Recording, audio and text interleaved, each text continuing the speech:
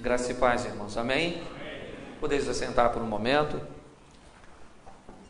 Para mim é um privilégio muito grande poder estar aqui nessa manhã. Eu confesso que eu falei com o Senhor: Senhor, é uma responsabilidade muito grande. Eu vim para ministrar na igreja, mas ministrar para pastores às vezes me faz tremer. É complicado. E eu perguntei: Senhor, o Senhor é que está à frente desses homens e mulheres que eu vou falar. Pessoas que, muitas delas, têm muito mais conhecimento do que eu tenho a transmitir. Tem muito mais experiência do que eu tenho a transmitir. Por isso, Senhor, eu preciso ser usado por Ti para falar ao coração desses homens o que o Senhor deseja que eles ouçam. São líderes, pastores, pessoas que foram comissionadas por Deus para esse ministério, que com o crescimento da igreja tem se tornado, nesses últimos tempos, um ministério muito difícil. A igreja tem tomado uma dimensão muito grande, o crescimento do evangelho. Isso trouxe para alguns pastores algumas dificuldades administrativas, tanto para administrar a igreja como para administrar sua casa. Antigamente, um pastor normalmente tinha no hall de membros 200, 300 pessoas, era considerado uma igreja grande, uma igreja forte. Hoje tem pastores com 1.000, 2.000, 3.000, 4.000 membros. Hoje o ativismo tem tomado conta de muitos líderes, que às vezes não sabe equacionar, não sabe como administrar essa questão. A superexposição, muitas vezes, de um ministério próspero. Não é? O ativismo tem entrado, o que eu tenho visto de pastor estressado, o que eu tenho visto de pastores que têm acabado com sua história de família. Às vezes o camarada tem um ministério próspero aberto, uma família totalmente degradada, derrotada.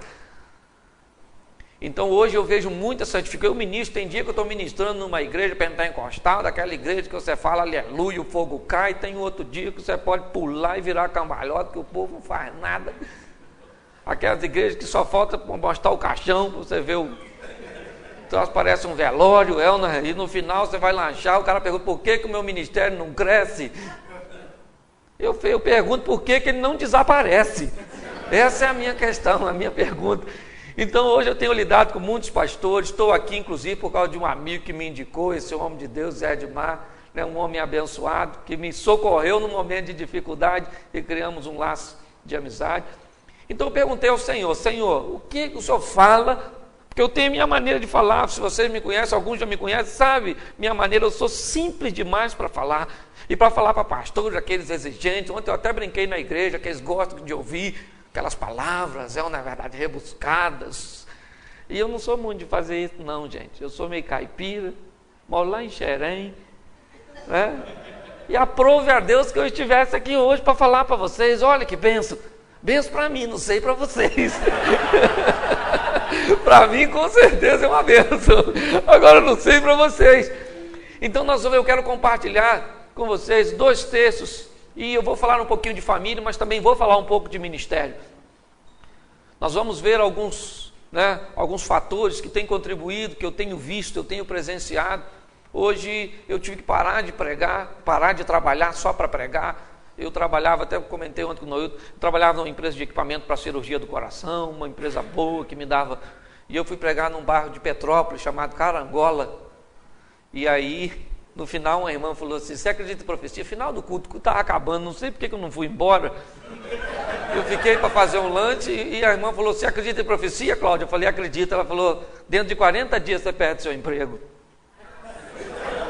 Eu falei: puxa vida, antes eu não tivesse fé para tal coisa, né? E 36 dias depois eu fui mandado embora e Deus abriu as portas e hoje eu tenho pregado, viajado por esse Brasil aí, com essa minha maneira simples. E hoje eu vou compartilhar com vocês.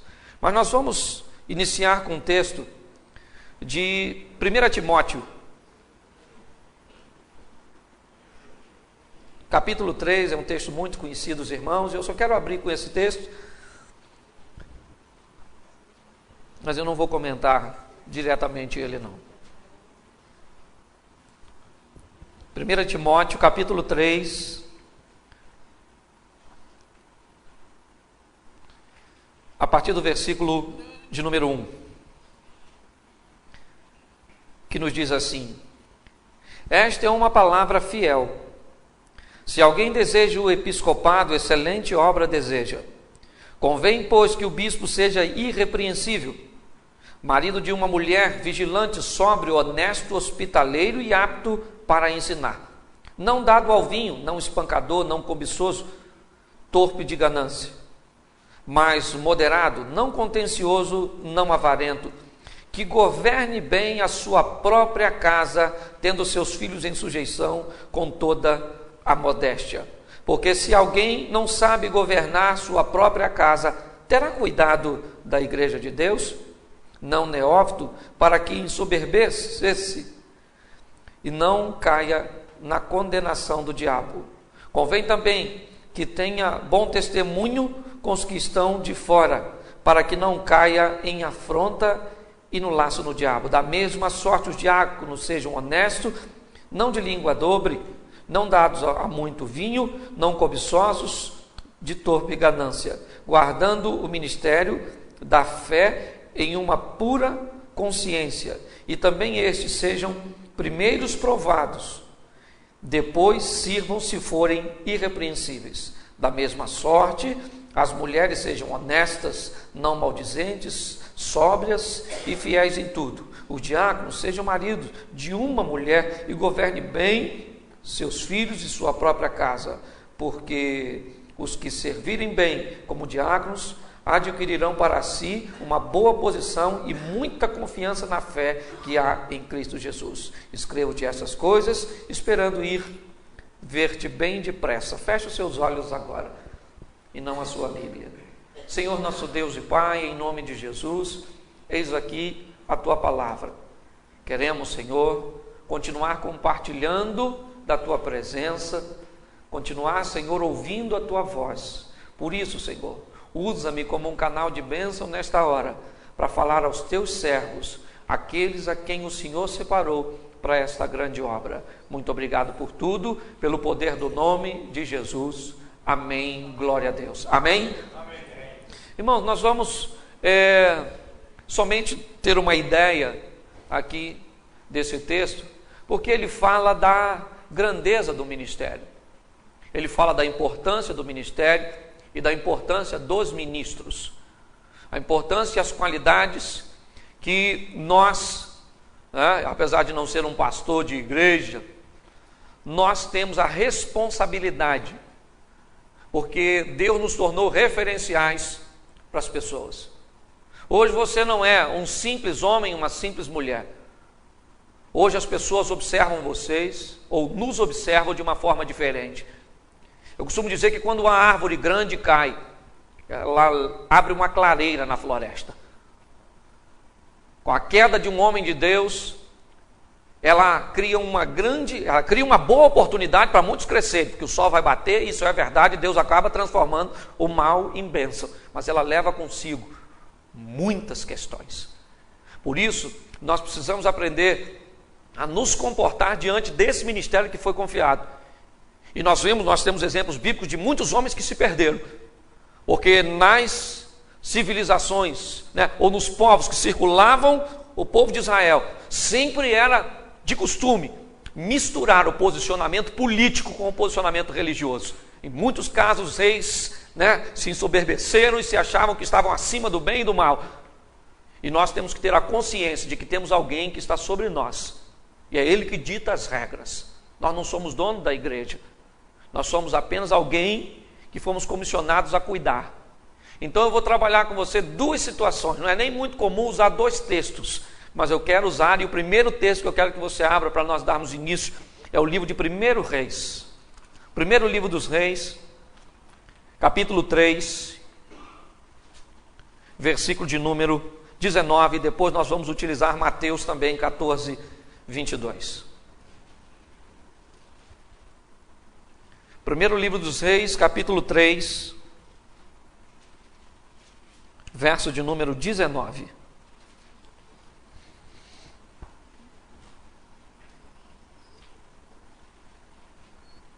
Amém? Nos diz assim a palavra do Senhor: e de noite morreu o filho desta mulher, porquanto se deitara sobre ele. Amém? Olhe bem, vamos começar aqui e vamos observar algumas coisas no que diz respeito à liderança. Nós estamos diante da história de duas mulheres que levam uma causa para Salomão, e uma causa dificílima. E se nós observarmos essas mulheres, elas têm duas coisas, né? Ou melhor, elas têm muitas coisas em comum. As duas mulheres eram prostitutas, as duas mulheres moravam juntas no local, não receberam visita de ninguém. As duas mulheres engravidaram praticamente ao mesmo tempo, pôs uma diferença, talvez até engravidaram no mesmo dia, porque uma diferença de 3 dias para o parto não é uma diferença tão grande assim. Essas duas mulheres tiveram meninos, e essas duas mulheres tiveram a oportunidade de criar seus filhos. As oportunidades foram iguais para essas duas mulheres, mas nós vamos ver uma diferença muito grande aqui entre uma mulher e outra. Eu quero colocar esses dois meninos que nasceram, eu quero colocar essa oportunidade que as duas mulheres tiveram como nosso ministério, como a possibilidade que nós temos, né, ao ganhar do Senhor, o privilégio de termos um ministério para levar à frente, algo para fazermos crescer, algo para amamentar, algo para cuidar, para limpar, algo que nós queremos ver o sucesso, que nós queremos que aquele filho, que aquele ministério cresça, prospere, na verdade, que aquele ministério honre o seu nome também, porque você vai honrá-lo, você vai investir nele. Mas nem todos os líderes são assim, porque hoje eu também quero falar de líderes que deitam sobre o seu ministério, ou que deitam sobre sua família. Pessoas que têm a oportunidade, como essas duas mulheres tiveram. Mas hoje eu vejo pessoas que se deitam sobre o seu ministério. Quando não mata, sufoca o coitadinho, que ele não cresce de jeito nenhum. E aí fica, e pior, que eu vou mostrar para você hoje, o ministério falido, ele acaba prestando atenção no ministério próspero. As duas mulheres têm condições iguais. Elas estão ali, engravidaram, tem tudo, né? Então você pode olhar, mas são prostitutas, é verdade, mas eu não quero aplicar isso aqui nesta manhã. O que eu quero mostrar são as oportunidades, porque oportunidade todo mundo tem. Todo mundo tem as oportunidades. Para uns elas são mais fáceis, para outros são um pouco mais difíceis. Mas todos nós temos a oportunidade. Você nasceu com inteligência, você nasceu perfeito, glória a Deus por isso. Você tem a oportunidade de ir à frente, de prosperar, mas o que você vai fazer com aquilo que Deus te deu? E a primeira coisa, como nós lemos aqui, nossa situação tem que começar dentro da nossa própria casa. Como é que anda a família dos pastores? Eu tenho ministrado bastante para pastores. Esse dia foi ministrar num evento grande da Igreja de Deus, só para pastores e esposas. E às vezes nós vamos conversar, a igreja tem tomado o primeiro lugar na vida de muitos homens de Deus. O crescimento da igreja, a igreja hoje ela exige de você, ela exige tempo. Tem pastor que o telefone não para de tocar, é o tempo inteiro. O filho está com dor de barriga, quem é que cuida? Não é nem o médico, é você. As coisas hoje têm tomado uma dimensão que exige mais. E aí nós estamos lidando com um problema sério. Os lares às vezes estão ficando em falta. E o pastor precisa aprender a equacionar isso. Precisa aprender a separar casa de igreja. Porque seu ministério mas ele depende da sua família. Pelo menos a Bíblia diz aqui que aquele que não governa bem, você pode governar bem sua empresa. Para você governar bem sua empresa, não tem problema, você pode governar sua empresa e não está bem em casa. Mas a igreja não é simples assim. A igreja é o corpo do Senhor. Então nós precisamos, eu sei que é difícil, eu ministro direto para a família, estou até cansado de ministrar para a família, falei até com Deus, Senhor, me dá uma folguinha aí. Porque eu ministro direto, eu preparo palavra para a família, todo mundo quer ouvir eu falar, eu já não aguento mais, não tenho nem mais o que falar. Eu tenho orado, Senhor, me dá umas coisas novas, porque eu não estou. Porque eu sei do desafio, querido, que é viver. Principalmente para você, que é pastor. Porque para nós que somos líderes, parece que o casamento da gente é uma coisa difícil. A mulher da gente parece que veio com todos os acessórios, veio completinha de fábrica. A mulher parece que tem tudo, a mulher tem dor de cabeça, a mulher tem TPM, a mulher tem isso, a mulher é temperamental, a mulher do outro é tão boa, eu, na verdade, não tem nada, mas ele também não é pastor. Ele não é líder. O grande desafio, o filho dos outros é tão certinho da gente. Esse dia eu brinco sempre com isso, meu filho me fez tanta raiva que eu falei, cara, às vezes eu entendo porque tem animal que come filhote no ninho. Você me rouba minha paz. Antes de vir pra cá, eu tive que tirar videogame, tive que tirar isso, tive que tirar tudo, garoto. A família da gente, o negócio é família. E tá todo mundo de olho em você. A sua família tem que ser a modelo. Você não pode cair. Você não pode acontecer nada. Sua mulher tem que estar sempre sorrindo. Você não tem conta para pagar, você não tem nada. Você tem que chegar na igreja, minha irmã, vai Senhor. Tá com dor no rim, mas tem que rir. Porque o povo não aceita. Olha, o pastor hoje está mal-humorado. Hoje eu vejo os desafios, né? Então o casamento, nossa casa, tem que estar bem. E para isso, nós vamos ter que aprender, querido. Aprender a administrar essas questões. Aprender a ter um bom diálogo, o marido e a mulher, aprender a começar do zero. Às vezes eu vou em casas que eu digo para os maridos, vamos zerar tudo, vamos zerar hoje, então vamos zerar. Zera o cronômetro, vamos lá, mulher, joga tudo em cima dele agora. Fala tudo para ele me fez isso, ele fez aquilo, ele não fez aquilo, ele fez isso, ele fez aquilo, ele me envergonhou, no dia do meu aniversário ele esqueceu, isso, zera, joga tudo em cima dele. Depois eu falo pro cara, zera agora você. Ai, aquele dia ela estava com... ela estava com dor de cabeça. Aquele dia ela estava assim. Aquele dia eu precisava dela, ela não foi. E aquela coisa toda, zerou. Então vamos começar do zero. Vamos começar tudo de novo. Nós como líder, precisamos.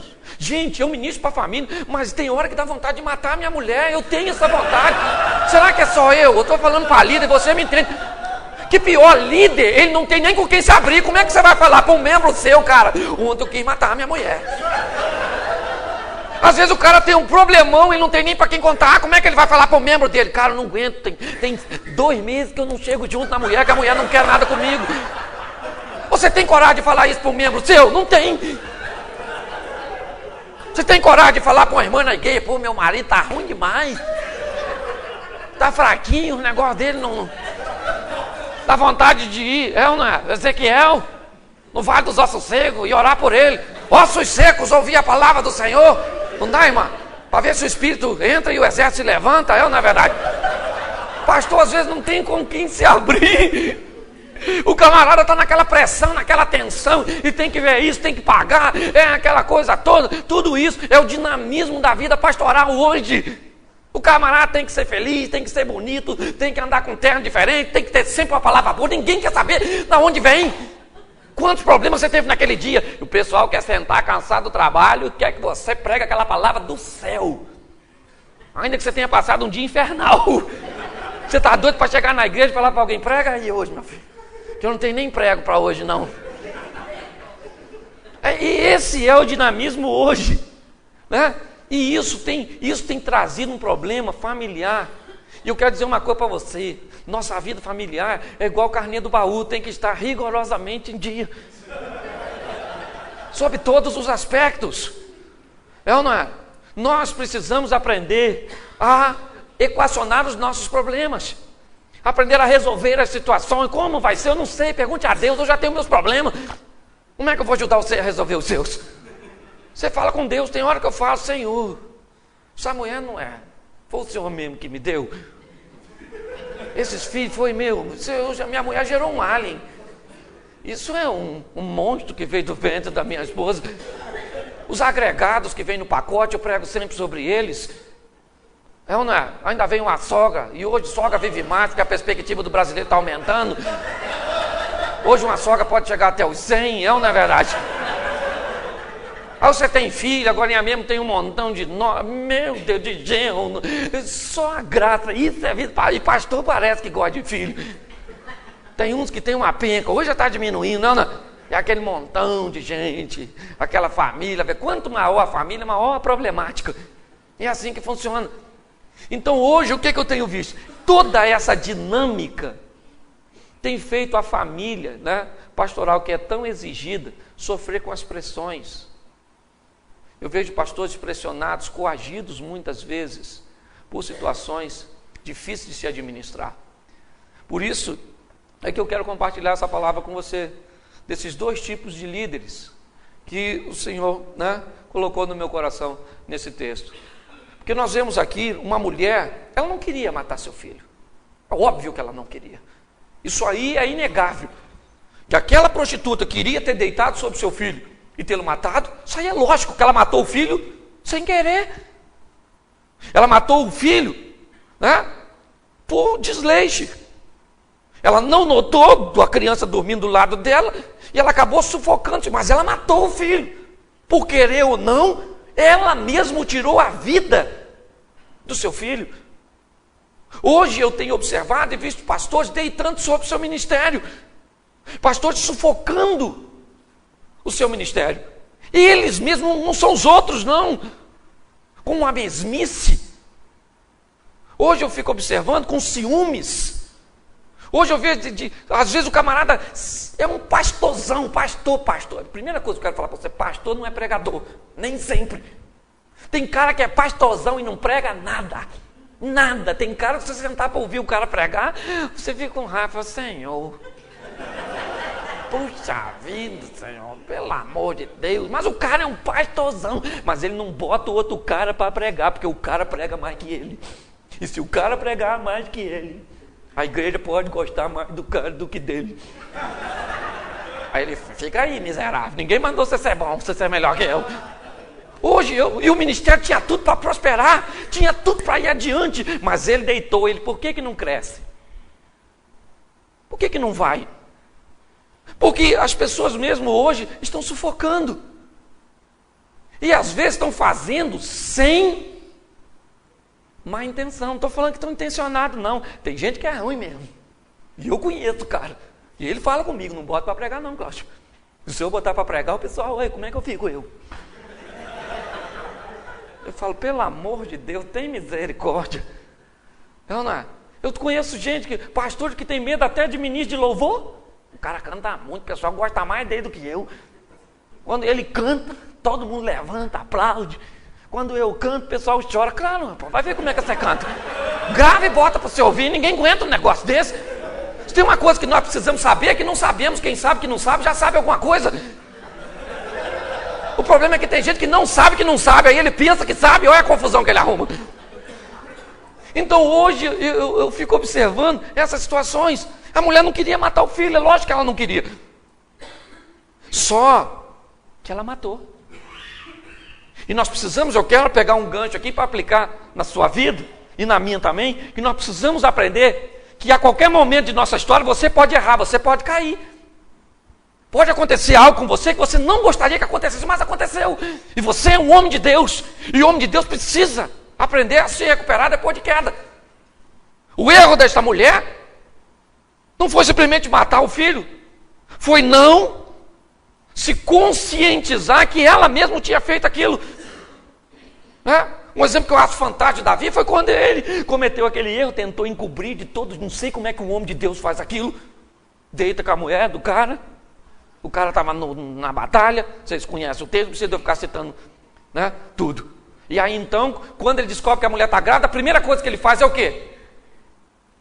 É tentar ludibriar. É tentar mover os pauzinhos para que ele resolvesse. E resolveu tudo, o cara morreu, ninguém soube, só 3 pessoas sabiam, 4. Ou não sei se é 4 ou 6. Porque era ele, a mulher, o cara que era o mensageiro também sabia. E eu não sei se é... que aqui nós temos 3. Eu não sei se são 3, são 4 ou 6. Porque Deus também sabia. Se Deus sabia, o Espírito Santo também. E Jesus também. Então, não sei se vocês vão imaginando isso aí, ok? E o que aconteceu? O profeta foi lá e falou assim... Não, por quê? Porque Davi era um líder. E ele caiu, mas ele não conseguiu enxergar que estava caindo. Ele estava num poço, num abismo. E aí mandou o profeta Natan, e foi Natan, não foi Nagol, não foi na Varga, não foi Deus, foi Natan e falou para Natan, dá um pulinho lá e fala com Davi, porque ele está pensando que enrola os outros, vai me enrolar também. É ou não é? Tá pensando que vai me enrolar também? Vai lá, fala para ele que eu vi o que ele está fazendo. E agora ele está lascado. Quando Natan fala, o que Davi fez? Sabe o que ele falou? Não arrumou desculpa. Ele disse o quê? Senhor, eu pequei. Ele confessou, ele admitiu. Até então ele não tinha conseguido enxergar seu erro. Essa mulher está nessa situação. Ela não consegue enxergar. Ela acabou matando. Hoje tem gente matando sua igreja, matando sua família, matando seus filhos. Eu, por exemplo, quase matei minha mulher com ciúme. Gente, eu sou ciumento demais. Eu tenho ciúme até na minha sombra. Não sei de onde veio tanto ciúme, meu Deus do céu. E eu ia num lugar, se eu achasse um homem mais bonito que eu, o que não era muito difícil, eu queria ir embora. Eu falava assim, eu estou com dor de cabeça. Ela falava, então vai você que eu vou depois. Eu falei, não, posso precisar dos seus cuidados. Não, minha mulher não estava aguentando mais, eu estava sufocando. E depois eu disse, sabe o que era mais difícil do ciumento? É descobrir que não é que ele não confia na outra pessoa, ele não confia nele mesmo. Eu descobri que eu era um bosta. Eu descobri que eu era um Zé Mané. Eu falei, é difícil você ter uma leitura de você mesmo. Não, o bom é você enxergar defeito dos outros. Os seus, às vezes, é muito difícil. E minha mulher falou, não estou aguentando mais você, rapaz. E eu falei, Senhor, eu vou tomar uma posição, eu confio no Senhor. Eu não estou lá, mas o Senhor está, o Senhor fica de olho nela, tá bom? Então eu vou combinar assim com o Senhor, tá certo? Então vamos, você mudar aí, ficava assim, e chegava num lugar, tinha alguém que eu achava que era ameaça para mim, sabe o que eu fazia? Filha, fica aí que eu vou dar uma voltinha, agora mesmo eu volto que eu preciso resolver umas coisas que eu tinha esquecido. Voltava, depois apanhava a mulher feliz da vida. Ficava lá conversando com as amigas dela, e eu ia dar uma voltinha. E assim, eu fui porque minha mulher não estava aguentando mais. Também falei com minha mulher, filho, vamos melhorar o negócio aí, nós dois. Poxa, não aguenta assim não, o homem quer fazer sexo todo dia, não é, pastor? Principalmente pastor que fica estressado. Pastor quer passar o cerol fininho, não é verdade? Quer chegar junto da mulher, poxa, você que é mulher de pastor, pelo amor de Deus, o cara está estressado, é membro, é isso, é aquilo, ninguém bate na porta do pastor para falar, trouxe um bolo, trouxe um pepino, não é, na verdade, é sempre assim. E aí o seu marido fica estressado demais, eu fico imaginando a quantidade. Eu, que não sou pastor, só vou pregar na sua igreja. Pessoal ri pra caramba. E até se eu falar uma besteira no púlpito, ninguém fala comigo, vai reclamar contigo. Então às vezes você pode achar que eu estou levando bênção e eu acabo prejudicando a situação. Depois você fica estressado. E o que o cara quer, irmão? O que o cara me imagina? Puxa, ainda sua mulher tinha que estar aqui para ouvir isso. Você que é amiga da mulher dos caras, que a mulher não veio, depois você fala para ela, por favor. O homem fica doido, gente. O homem estressou, ele quer você, irmã. Você é o gadernal do seu marido, você é o Lexotan, o calmante do cara, é ou não é? Eu tenho falado muito para isso em encontro de casais. Então tem que ser assim, a mulher. Eu sei que dia de mulher é estressante, mas tem que ser, o casal, um marido pastor, tem que ir. Tem. Senão o cara endoida. Não, isso é coisa de homem, eu vou fazer o quê? Foi Deus que criou, reclama com ele. Isso não é defeito de homem, isso é acessório de homem, ok? Já veio no pacote, é assim que funciona. Então, eu fico observando, hoje, as pessoas vão frustrando, elas mesmas vão matando. Foi isso que aconteceu com essa mulher. Ela deitou em cima do filho, e o filho foi sufocando.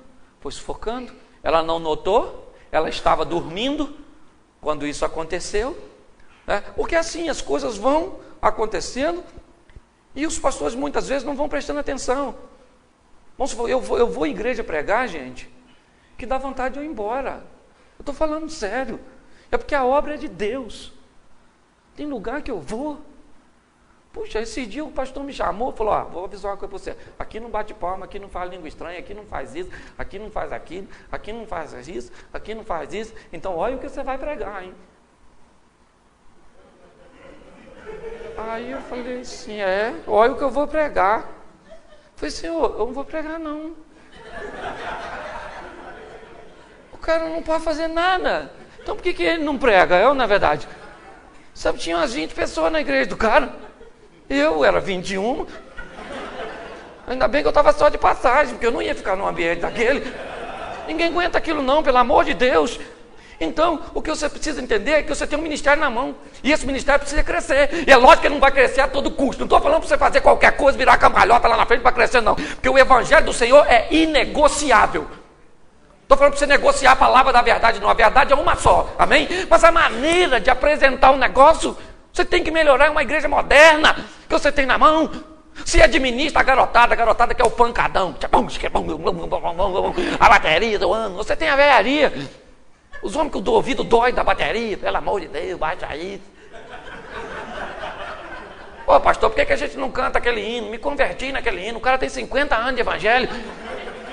O hino é depois da guerra, é ou não é verdade? Ele quer que a igreja toque aquilo e você tem que administrar isso tudo. Você tem que dar de comer para esse povo todo.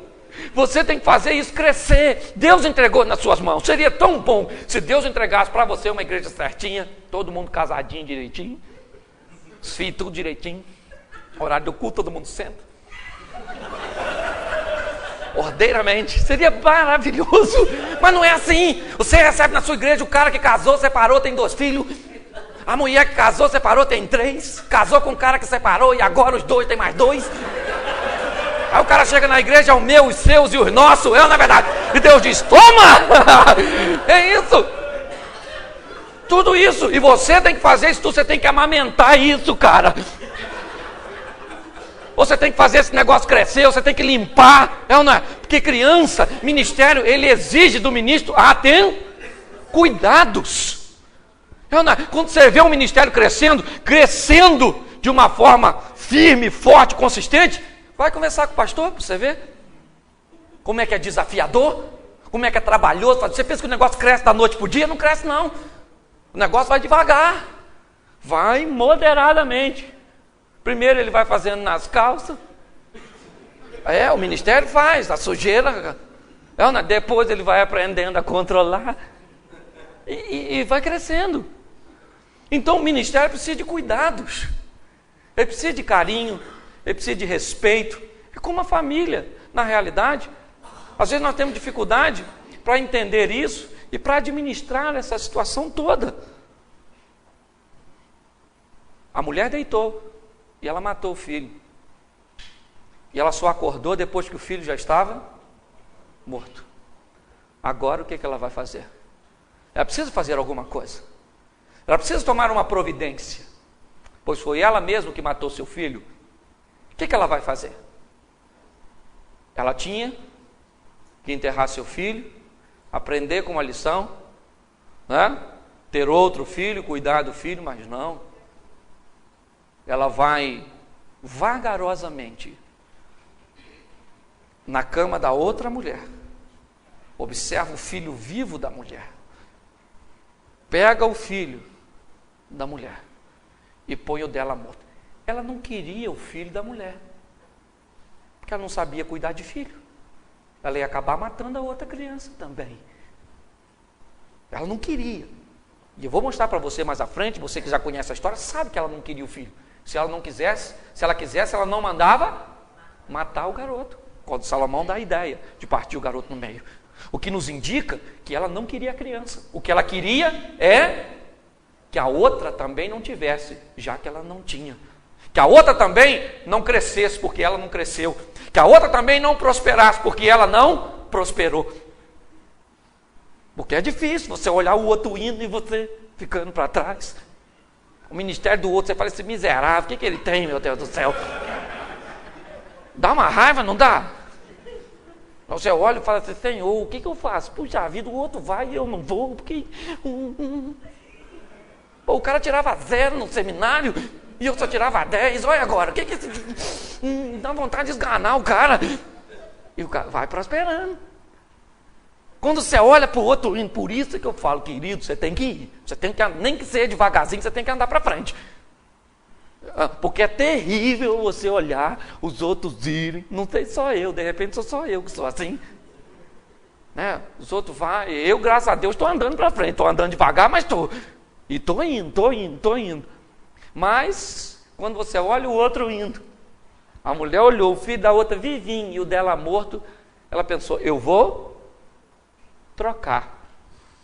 Eu vou botar o meu morto no lugar dela do dela e vou pegar o dela. E ela fez. E de manhã, quando a mulher acordou, que foi amamentar o filho, descobriu que o filho estava morto. E ela olhou, não era o dela. Não tinha testemunha, não tinha ninguém. Ela leva o caso para Salomão. E diz, olha, o filho dessa mulher morreu e ela botou no lugar do meu. E a outra disse, não, quem morreu foi o dela. O meu é esse aqui. E Salomão disse, então pega a criança e parte no meio, dá metade para cada uma. Aí imediatamente a mãe do garoto disse, não mata esse menino, não mata. Entrega este garoto nas mãos dela. E a outra disse, não, corta o menino no meio. Nem eu, nem ela. Olhe bem o que essa mulher disse. Eu não vou ficar, ela também. Ali ela acabou se denunciando. Quando ela disse nem eu, nem ela, o que ela está dizendo? Quem morreu foi o, mas eu não quero que a outra também permaneça. Nós, mais vocês do que eu, que são pastores, são líderes de igreja, meu ministério é itinerante, vocês precisam entender que o ministério vai exigir de você, muitas vezes, muito mais do que você tem para oferecer. Você vai enfrentar situações que vai requerer de você muito mais habilidade do que você tem. A diferença é que você serve um Deus poderoso, e esse Deus pode dar habilidades a você para superar as adversidades. Habilidades que você não tem, mas que Deus pode oferecer e pode te conceder.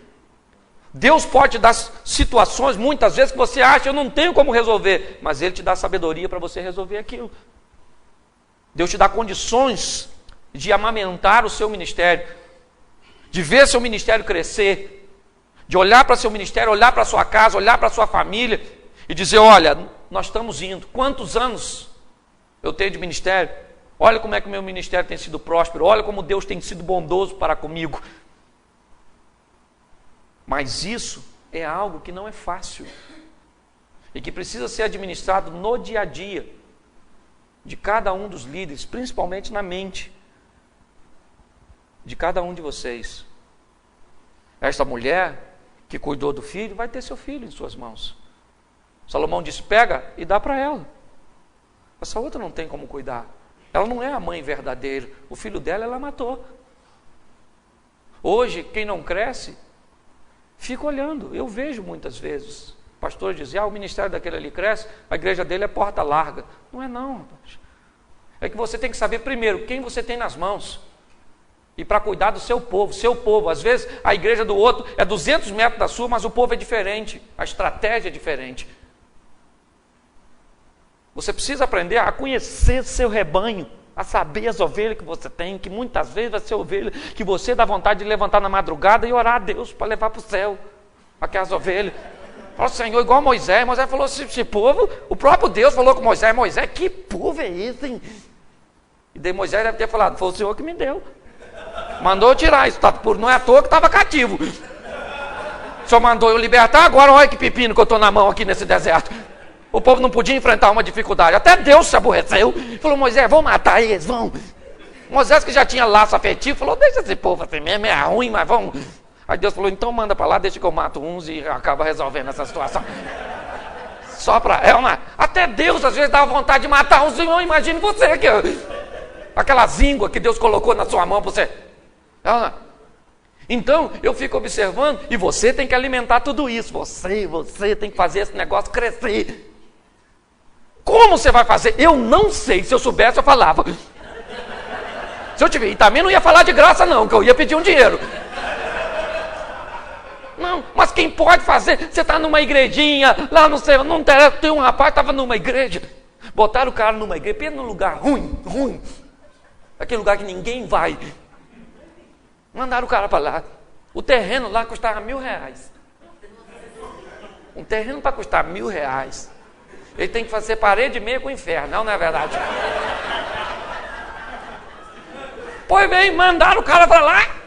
Meu irmão, o cara chegou lá, ele e a família dele.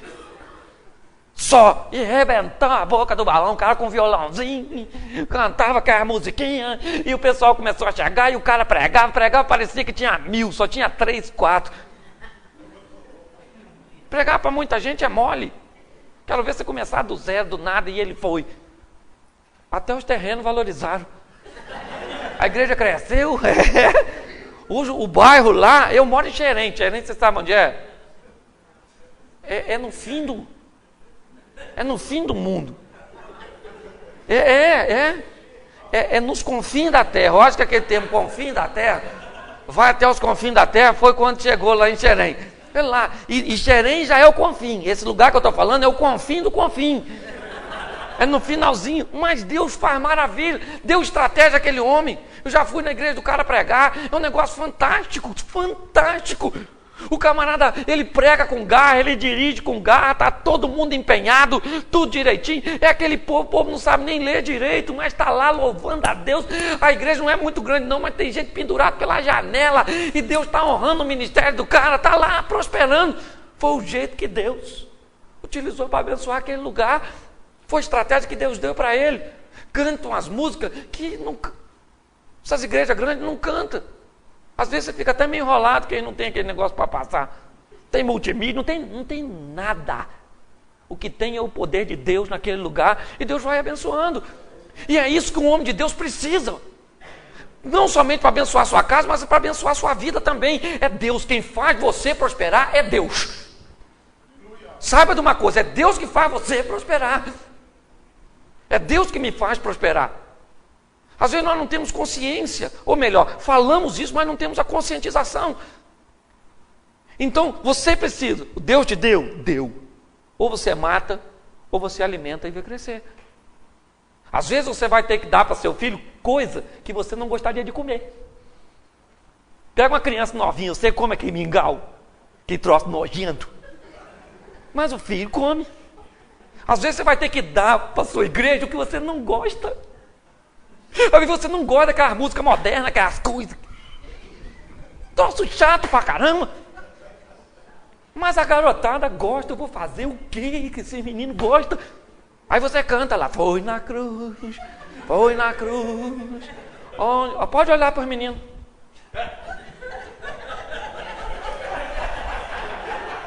E os coroas estão lá, foi na cruz, onde um dia eu vi.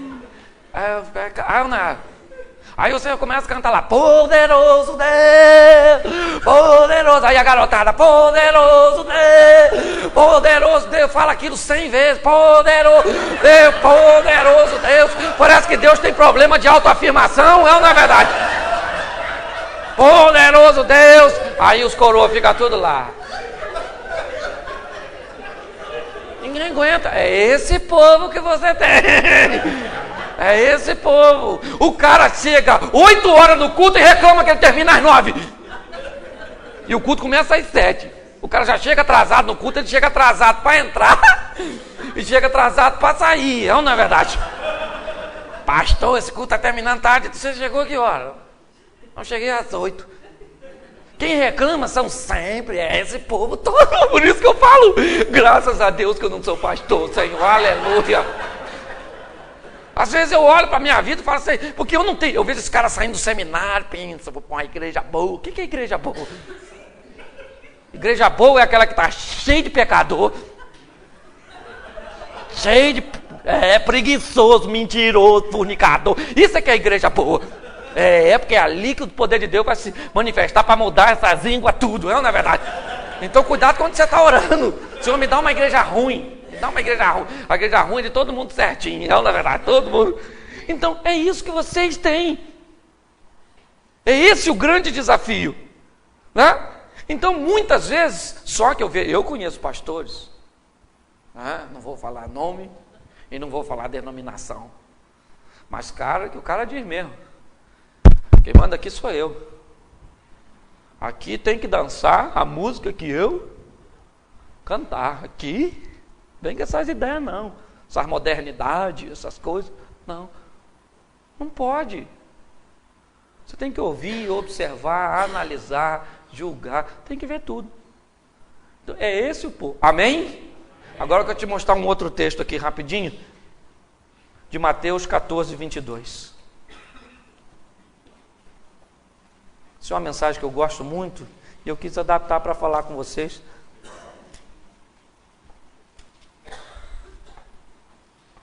Obrigado, deixei meu lenço lá no carro. Mateus 14, 22. Amém? Essa mensagem completa o que eu estava ministrando. Nos diz assim: e logo ordenou Jesus aos seus discípulos a entrarem no barco que fosse adiante para outra banda, enquanto ele despedia as multidões. E despedida a multidão, subiu para orar à parte. Chegada já a tarde, ele estava ali só, e o barco já estava no meio do mar, açoitado pelas ondas, porque o vento era contrário. Na quarta vigília da noite, dirigiu-se Jesus para eles, caminhando por cima do mar. E os discípulos, vendo caminhar sobre o mar, assustaram-se, dizendo: é um fantasma, e gritaram de medo. Jesus, porém, falou logo, dizendo: tende bom ânimo, sou eu, não temais. E respondeu-lhe Pedro, disse: Senhor, se és tu, manda-me ir ter contigo por cima das águas. E ele disse: vem. E Pedro, descendo do barco, andou sobre as águas para ir ter com Jesus. Mas sentindo forte vento, teve medo, e começando a ir para o fundo, clamou, dizendo: Senhor, salva-me. E logo Jesus, estendendo a mão, segurou e disse: homem de pequena fé, por que duvidaste? E quando subiram para o barco, acalmou o vento. Então aproximaram-se o que estava do barco e adoraram, dizendo: és verdadeiramente o filho de... Preste atenção em mim aqui, rapidinho, né? Eu vou pegar mais alguns minutinhos para falar desse texto, porque agora eu quero falar para você sobre o desafio de fazer coisas diferentes. Ser desafiado a sair da mesmice, ser desafiado a arriscar, e muitas vezes fazer coisa que não vai dar certo. E se não der certo, o que você faz? Não faz mais. Ué, não é verdade? Você não é burro, não deu certo? Deu certo. Então você não faz mais, deu certo, você manda bala e continua fazendo. A primeira coisa que nós vamos ver é que o texto diz que logo Jesus ordenou seus discípulos a entrar no barco, mandou, determinou. Por que Jesus mandou, determinou e obrigou? Porque os discípulos não estavam afim de ir, senão não precisava mandar, obrigar, determinar. Você só obriga, determina e manda quando alguém não está afim de ir. Mas por que Jesus obrigou? Ele tinha o direito de obrigar? Tinha, por quê? Ele está falando com quem? Com seus? E discípulo precisa estar pronto para fazer a vontade do seu e não da sua. Então tem hora que você vai ter que fazer o que você não quer fazer. Esse dia eu fui pregar num culto, no lar, preguei, eu gosto muito de pregar. No final a irmã falou assim: boa palavra, irmão, eu não tenho nada para comer. Eu pensei: mas eu não tenho nada a ver com isso. Eu fui chamado para pregar. E o Senhor então tocou no meu coração e falou assim: agora você vai ofertar. Eu falei: mas eu não estou afim. Eu só tinha 50 reais, poxa. Era uma onça. Onça está em extinção. Cara, era só, o meu dinheiro era só aquele cinquentinho. E o Senhor falou: agora você vai ofertar. Eu falei: puxa vida, hein? É? Despedi da onça. Falei: vai embora, minha filha. Vai fazer o quê? Vontade de dar eu não estava. Se eu falar que estava, eu estou mentindo. Se eu falar que eu estava, eu estou mentindo. Mas eu não estava. Mas eu falei: vai, onça. Vai embora, minha filha. Porque discípulo, ele precisa estar preparado para fazer o que ele não quer. Muitas vezes eu pego meu dízimo do final do mês e vou entregar. Eu não estou afim, não. Não, estou falando sério. Estou falando para líder, eu posso falar. Não estou afim de entregar meu dízimo. Eu olho aquele montante, e o Senhor tem abençoado muito, graças a Deus. Eu falo: puxa vida, podia comprar umas coisas com esse dinheiro, mas eu vou lá contra a minha vontade. Porque a oferta é que tem que ser com alegria, dízimo pode ser chorando. Pode ser não, tem que ser também. Oferta é com a Bíblia não diz para você dar dízimo sorrindo, diz: Deus ama o que dá. Aliás, o texto sempre está se referindo a oferta. Porque oferta, você oferta 5 reais. Agora que é dinheirão, às vezes eu vou chorando. Vai embora. Porque discípulo não faz. E hoje, inclusive, tem líderes que não prosperam porque não são fiel. Hipocrisia. O cara manda os outros fazer, mas ele não faz. Com o texto de Malaquias que a gente gosta de pregar para o povo, o Malaquias não está falando para o povo, não. Malaquias está falando só para os cabeção, só para a liderança. Vocês estão roubando. Aí hoje a gente fala para o povo, vocês estão roubando. Então tem cara pregando para os outros, ser fiel, mas ele não é fiel não. Aí o cara está numa pindaíba, porque olha, eu vou falar, eu expliquei até isso quando eu preguei. Ó, prosperidade segue 3 princípios, queridão. Primeiro, trabalho. A Bíblia diz que quem não trabalha não. Segundo, boa administração. Quer ter dinheiro, administre bem. Dinheiro é igual a mulher. Administrou bem, rende. Administrou mal, dá prejuízo. É assim que funciona. É igual a mulher, sim, ok? Uma mulher bem administrada, a Bíblia diz que se um cego guiar o outro, os 2 caem no buraco. Como é que a mulher vai ser guiada por um homem cego? Então não tem jeito, é ou não é? Tem que aprender a administrar. Aí o cara administra mal, gasta o dinheiro todo, aí vem o devorador. Que devorador, meu irmão? Eu conheço gente que o devorador não se aproximaria dele com medo do cara gastar o dinheiro do devorador. Aí não tem gente que se o devorador fosse lá, ele gastava as economias do devorador. Estou falando sério. Tem gente que administra tão mal. São pastores. Eu estou falando, hoje eu não estou falando, eu estou falando de homem de Deus, cara endividado, nome no SPC, nome nisso, nome daquilo, deve na tendinha, deve não sei aonde, pelo amor de Deus, não pode. Administre bem seu dinheiro, rapaz. Esse dia eu fui na casa do irmão, preguei nisso, deixei até registrado lá, né, na Metodista Ueliana. Fui na casa de um cara que eu não aguentei, eu olhei a geladeira do cara, o cara era um obreiro do Senhor. Eu achei que a geladeira dele estava endemoniada, gente. Ela estava amarrada com elástica assim, ó. Foi, isso deve ser capeta nessa geladeira, esse negócio. Fiquei até meio desconfiado. Aí ele viu que eu estava olhando para a geladeira, sabe o que ele falou? Tem 25 anos. A minha vontade era falar, o mamute passou aí, cara. Isso tem gelo da era glacial, isso aí, na verdade. Isso aí, tem que ver se a Arca de Noé não está nesse negócio aí. Você está rindo, mas os caras administram mal. É. E terceiro ponto de prosperidade. Primeiro é trabalho. Segundo é administração. E terceiro é fidelidade. Tem problema financeiro que é problema espiritual. É devorador. Agora tem problema financeiro que é administrativo. E a maioria dos que eu vejo não é devorador, é administrativo. É assim que eu tenho visto. Aí o cara vê o outro que não é cristão andando num carro zero, é o capeta que deu. Não, para de olhar o carro dos outros. É ou não é? Para de olhar o carro dos outros, a casa dos outros, para de observar. Como eu brinquei ontem no meio da igreja, e eu posso falar para vocês, é igual a história do papel higiênico. Autoexame, eu prego isso para falar sobre santificação, na verdade. Não falei ontem na igreja, que é para não... Mas santificação. Porque quando você vai ao banheiro, você se limpa e joga o papel fora? Não. Você se limpa e examina. Ninguém joga fora antes de examinar, não. Joga. Não. Você limpa e examina. Limpa e examina. É qualidade total isso, gente. Isso é sistema globalizado, não é verdade? Isso é um negócio sensacional.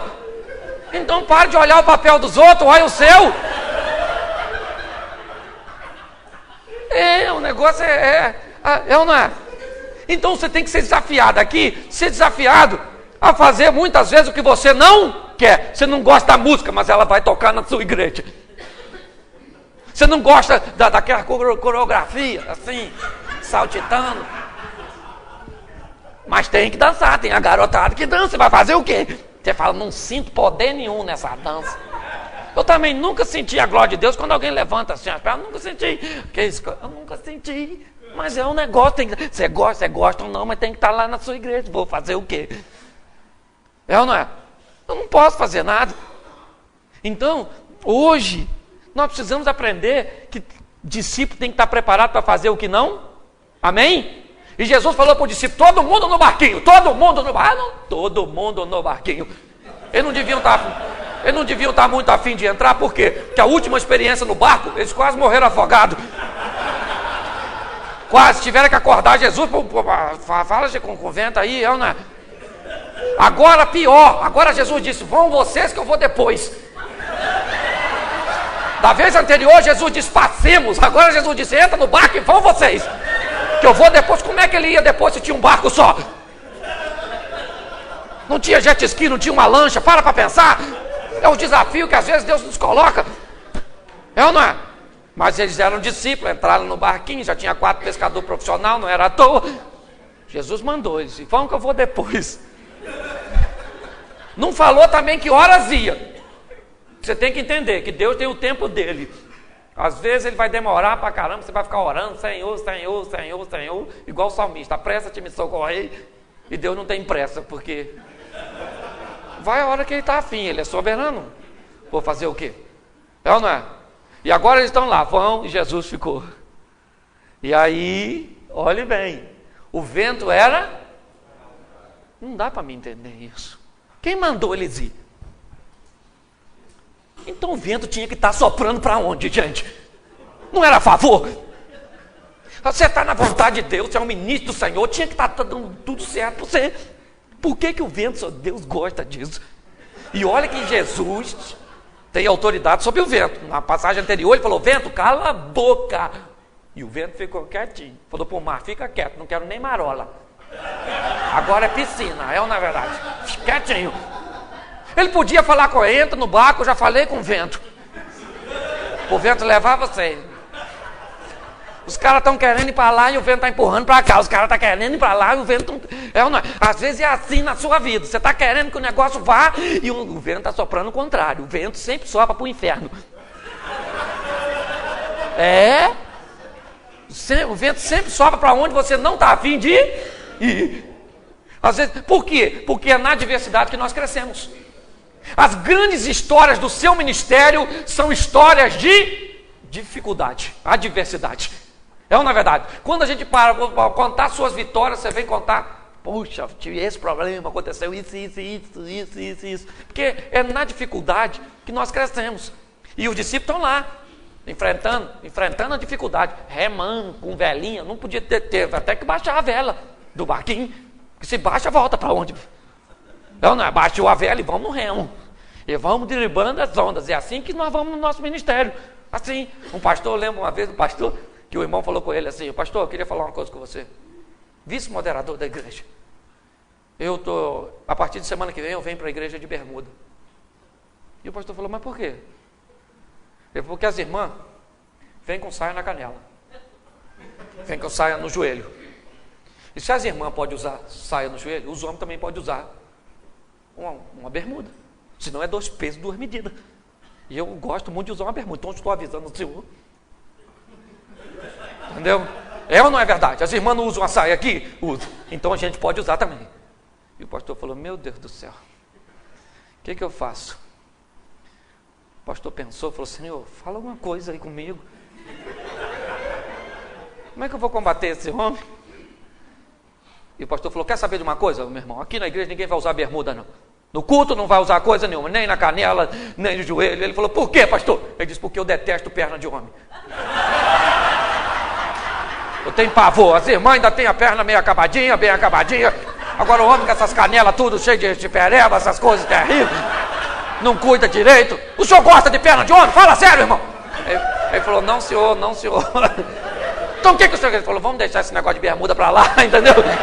É na adversidade que nós crescemos. Não nas coisas difíceis, nos desafios. Então o vento sopra sempre para onde você não está a fim de ir. E presta atenção, Jesus disse, vão que eu já vou.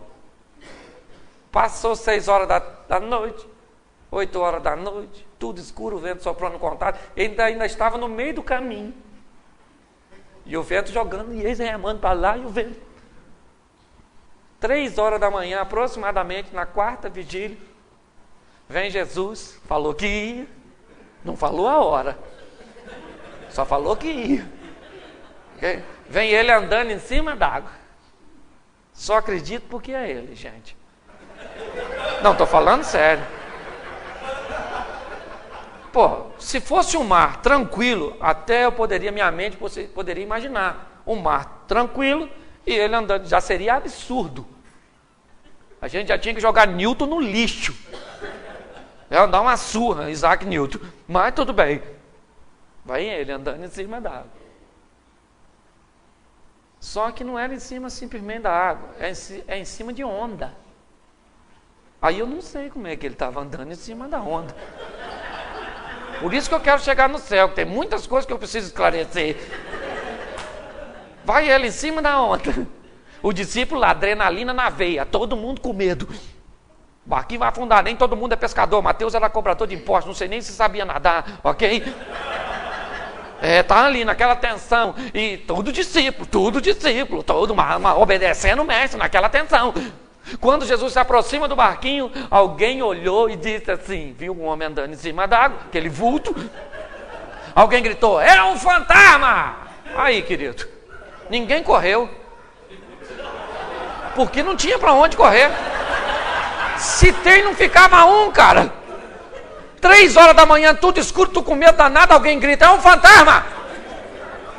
Você ia ficar? Fala sério. O texto diz que houve um alvoroço dentro do barco, todo mundo começou a gritar, e olha que não tinha mulher, hein? Era só homem, era só machão. Eram os discípulos que estavam lá. Aí Jesus gritou para acalmar, falou assim, calma gente, sou eu, Jesus.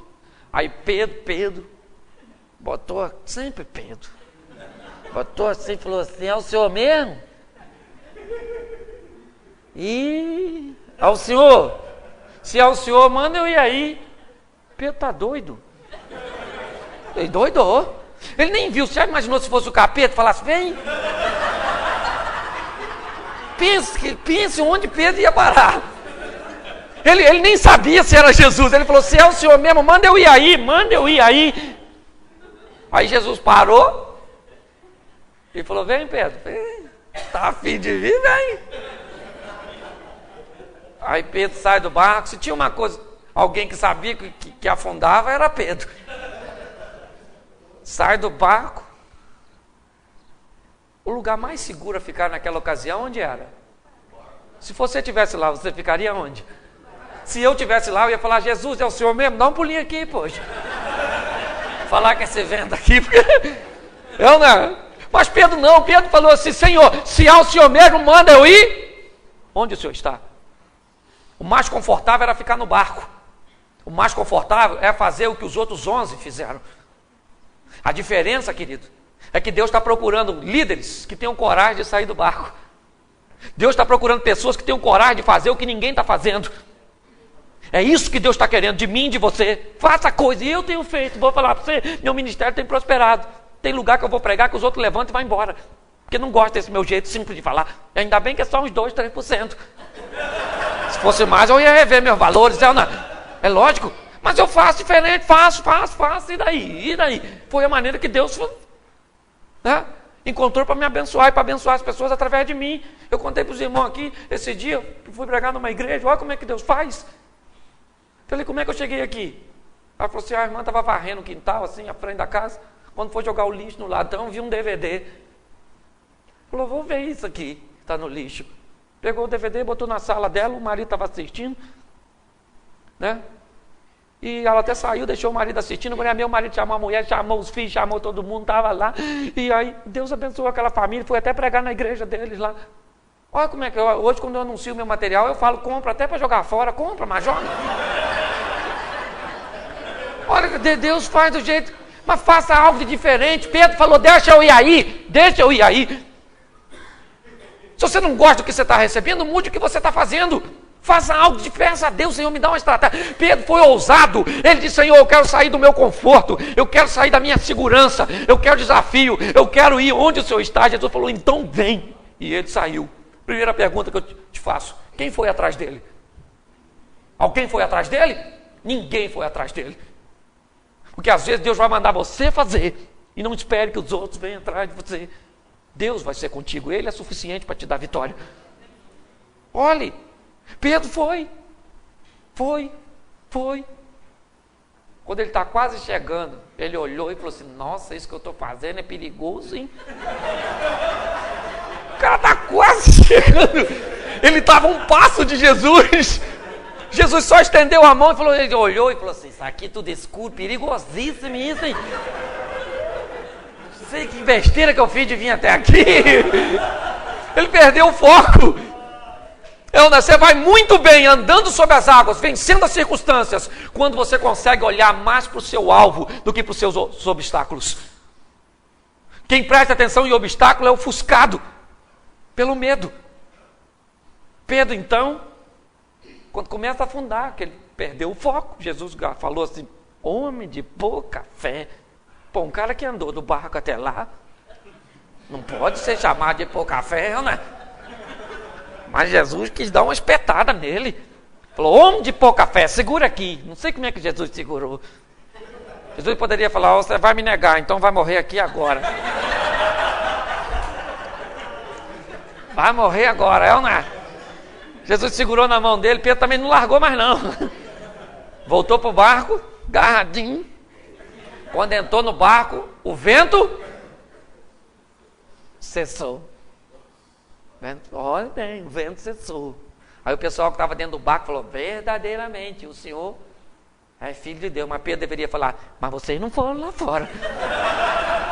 Falar que é filho de Deus aqui dentro é moleto, queria ver vocês ir lá, não é onde eu fui.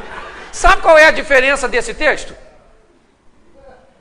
Seria um culto de domingo da igreja primitiva, onde 11 homens poderiam se levantar e dizer na igreja: essa semana nós vimos um homem andando sobre as águas. Só que no culto de domingo da igreja primitiva, um homem poderia se levantar na igreja e dizer: o homem que eles viram andando fui eu. A diferença de Pedro para os 11 foi essa. Que quem sai do barco conta a história a respeito de si mesmo. Quem fica no barco conta a história dos outros. Você tem que decidir se você quer contar o ministério do outro está prosperando, a igreja do outro está crescendo, Deus está operando na igreja do outro, Deus está fazendo na igreja do outro, ou você quer falar: Deus está operando na minha igreja, o meu ministério está crescendo. Na verdade, eu estou indo adiante, eu estou vencendo obstáculos, eu estou rompendo barreiras, Deus está derramando a glória dele no meio do meu rebanho. Quem você quer ser? Você quer contar a história a respeito de você mesmo? Saia do barco. Fale para Deus hoje: Senhor, eu vou sair do barco. Vou sair, eu vou fazer o que ninguém está fazendo. Mas não faz besteira não. Faz coisas certas. E você vai receber o que ninguém está recebendo, amém? Feche seus olhos agora. Pode fechar que ninguém vai pegar nada seu. Isso, feche. Já falei bastante, não vou falar à noite. Vamos orar ao Senhor. Senhor, muito obrigado pela oportunidade de estar aqui diante de homens, ó Deus, que o Senhor tem separado para esta grande obra. Grandes líderes, grandes igrejas, homens de ministérios prósperos, homens de ministério em fase de prosperidade e homens que talvez não estejam vendo seu ministério prosperar. Que nós possamos sair daqui hoje, ó Deus, com o entendimento que o futuro de nosso ministério depende do cuidado que nós o tratamos, a seriedade que nós o tratamos. Senhor, em nome de Jesus, ensina-nos primeiro a administrar nossa casa, a não sermos hipócritas e a não pregarmos aquilo que não vivemos. Senhor, em nome de Jesus, ensina-nos, ó Deus, nos dar condições de fazermos o que ninguém faz, de termos coragem de largar o conforto da mesmice, termos coragem de muitas vezes fazer o que não queremos, mas é o que é necessário para que seja feito para o bem-estar de nosso rebanho. Que nós tenhamos a consciência de que a Tua vontade está acima da nossa vontade, ó Deus.